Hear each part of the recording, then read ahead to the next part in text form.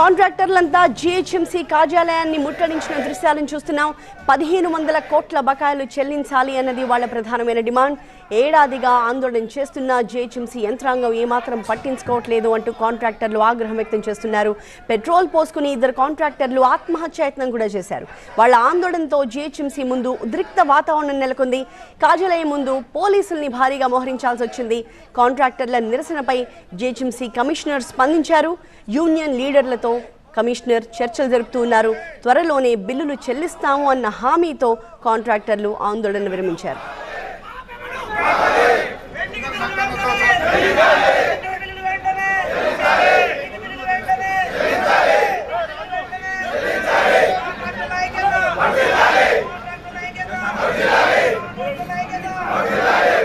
If it's family, it has to be home.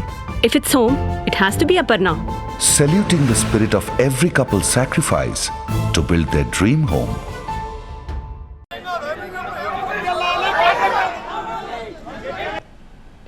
Commissioner గారు పర్సనల్గా పిలిచి మీ యొక్క డిమాండ్ ఏందని అడిగితే ప్రతి ఒక్క డిమాండ్ చెప్పడం వల్ల సానుకూలంగా స్పందించారు.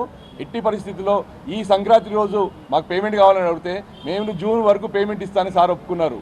ఎట్టి పరిస్థితుల్లో దాన్ని కూడా రేపు పొద్దున వరకు కన్ఫర్మ్ చేస్తాను. వచ్చే రాబోయే రోజుల్లో 2-3 నెలల్లో అప్డేట్ పేమెంట్ చేస్తాను ఒప్పుకున్నారు సార్.